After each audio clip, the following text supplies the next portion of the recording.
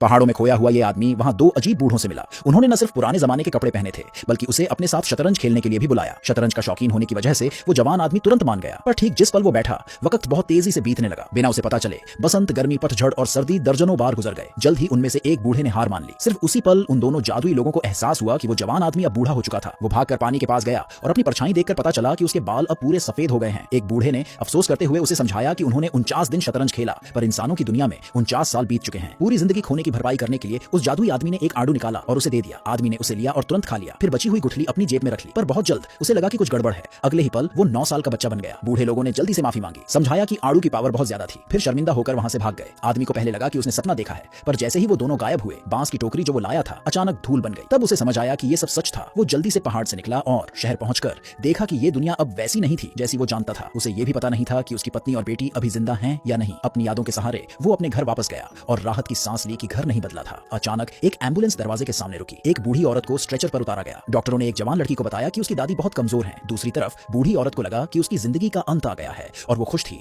कि आखिरकार वो अपने पति से मिल पाएगी। जब उन्हें विला में वापस ले जाया गया, आदमी ने अंदर जाना चाहा, पर सिक्योरिटी गार्ड ने उसे रोक दिया। उसने दावा किया कि वो परिवार का दोस्त है, पर गार्ड को लगा कि ये छोटा बच्चा उसका मजाक उड़ा रहा है। अपनी पत्नी को बचाने के लिए उस आदमी ने गार्ड के पेट में मारा। उस अजीब पावर की वजह से कई गार्ड्स भी उसका सामना नहीं कर पाए। शोर सुनकर जल्द ही वो जवान लड़की आ गई। जब उसने लड़के को देखा तो वो हैरान रह गई, क्योंकि उसे उसके प्रति एक अजीब सा जाना पहचाना एहसास हुआ। आदमी समझ गया कि ये उसकी पोती है। उसने उसे बताया कि उसकी दादी की हालत बहुत खराब है और वो किसी से मिलना नहीं चाहती। आदमी ने उसके सामने एक सौदा रखा। अगर वो शतरंज की वो पहेली सॉल्व कर दे जो उनके परिवार में पीढ़ियों से चली आ रही है, तो उसे उसकी एक मांग माननी होगी। जवान लड़की ने उसे एक मौका दिया। उस चेस बोर्ड को देखकर जिसे उसने खुद सालों पहले डिजाइन किया था, वो आदमी बहुत इमोशनल हो गया। थोड़े ही समय में उसने शतरंज की वो पहेली सॉल्व कर दी जो दशकों से अनसुलझी थी। जवान लड़की ने तब उससे पूछा कि वो असल में कौन है, पर वो जानता था कि अभी अपनी पहचान बताने का सही समय नहीं आया है। उसने बस इतना कहा कि उसकी इच्छा दादी को देखने की है। उसे जल्दी से कमरे में ले जाया गया। अपनी पत्नी को बिस्तर पर लेटा देखकर वो आदमी पछतावे से भर गया। बस एक छोटे से भटकाव की वजह से उसने अपने परिवार की पूरी जिंदगी मिस कर दी थी। उसने अपनी पोती से बाहर जाने के लिए कहा। वो उसके साथ अकेले रहना चाहता था, ये सोचकर कि लड़का खतरनाक नहीं है। जवान लड़की बटलर के साथ कमरे से चली गई। आदमी ने अपनी पत्नी का हाथ पकड़ा और बार बार माफी मांगता रहा, पर वो पहले ही बेहोश थी। उसे बचाने के लिए उसने आड़ू की गुठली निकाली, उसे पानी के ग्लास में डाला और फिर वो पानी अपनी पत्नी को पिला दिया। इस बीच लिविंग रूम में बाकी दोनों पोतियां जल्दी से आ गई। ये जानकर कि एक बच्चा उनकी दादी के साथ अकेला है, उन्हें गुस्सा आ गया। उसी समय